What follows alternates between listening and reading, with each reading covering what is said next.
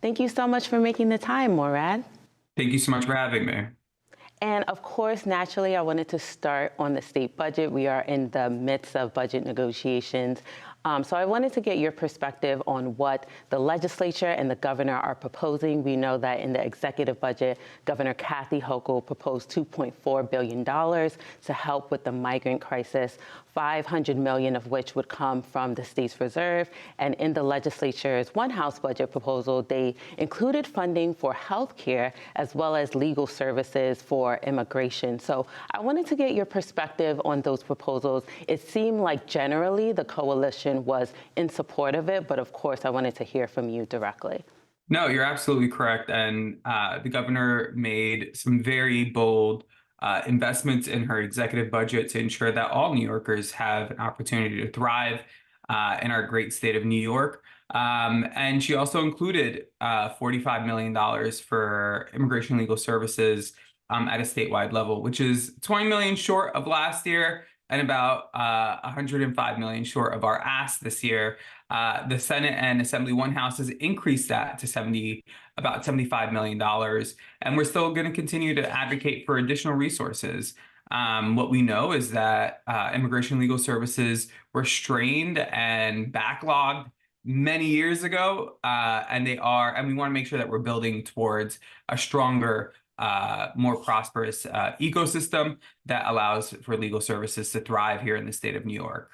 So in terms of legal services for immigrants, can you describe the impact in the legal services that the legislature and the governor are proposing versus the Access to Representation Act? Are they the same, or are there any differences that you are hoping make it into the final enacted budget? So the Access to Representation Act is a bill that would make immigration legal representation a right, similar to when you're in criminal court. ARA would make it a right that when you're in immigration court, you'd have immigration attorney appointed to you. And that's something that would be the first in the nation. Has not happened anywhere in the country. And that's something we've been working on for the past couple of years because it is so critical. We've been seeing that people who go in front of a court, immigration court, are 10 times more likely to win their case when they have an immigration attorney, as opposed to winning their case 16% of the time without an attorney. And this is all about keeping our families together, strengthening our local economies, and ensuring that our communities that are contributing over $62 billion in tax revenue to our state are actually getting some support when they're going through some challenging times. And I wanted to get your perspective on the criticism of that bill. So a lot of the Republican leaders and lawmakers have said that they don't think it makes sense for the state to invest in immigration legal services. In fact, they think it makes more sense for the state to be first making it their priority to focus on New Yorkers and have immigration legal services be like an afterthought. What is your response to that criticism? Well, immigrants have been making New York the great state that it is for centuries.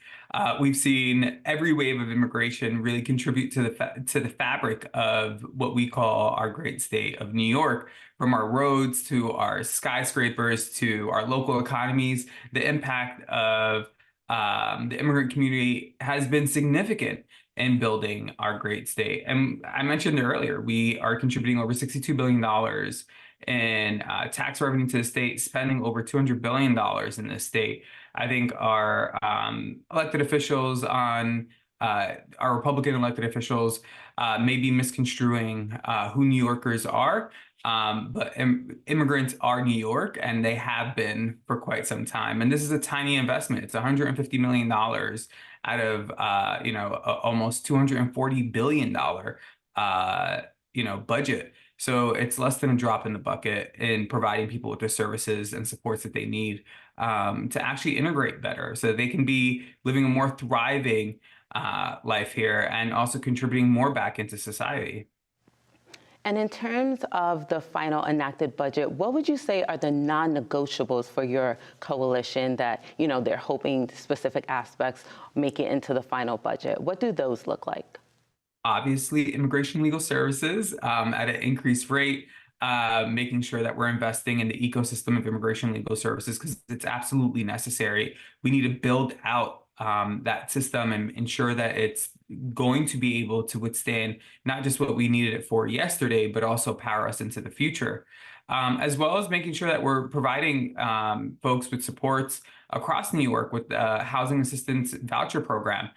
As you see, we have a affordability crisis that's been happening for years now, and people are getting pushed out of their homes, and they just need a little bit of help with getting financial support to stay in their homes so they don't end up in a homeless shelter, as well as making sure that families are getting their credit and that we expand tax credits here in the state to families and create the working families tax credit, which is also in the Senate One House.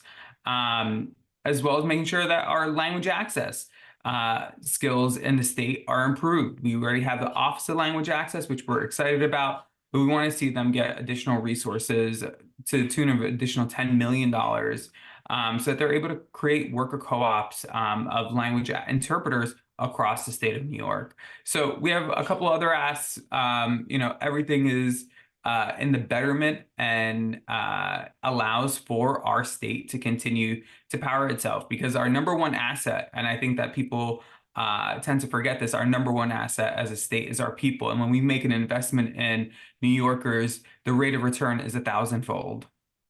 And do you think the state is doing enough to rally for federal funding for immigration services? I think that Governor Hochul, given credit where it's due, has been a pretty great advocate in demanding additional resources for the state. We got some resources through the SSP program, but we also are receiving other resources through other agencies. So like the Department of Education at the federal level has sent us resources as well. And she's been pretty good at ensuring that our community across the state is receiving support. But also her going to bat in DC to fight for more funding has been really great. And we know the recent influx of migrants has created a heightened awareness around immigration issues. But of course, immigration isn't a new issue. So I'm just curious, how are you hoping the coalition will build on the momentum around immigration services in the years to come and ensure that the state continues to provide funding for immigration services?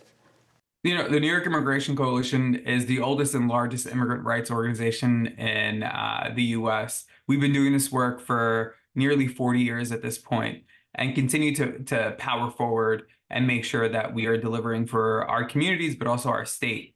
And the bigger piece here is that no matter which moment we're faced with, if it's helping resettle Afghanis who fled when the government collapsed a couple of years ago, or helping resettle Ukrainians, or now with the increase of people coming from the southern border, our organization, our membership of over 200 member organizations across the state of New York have always stepped up to deliver for our people, and we'll continue to do that.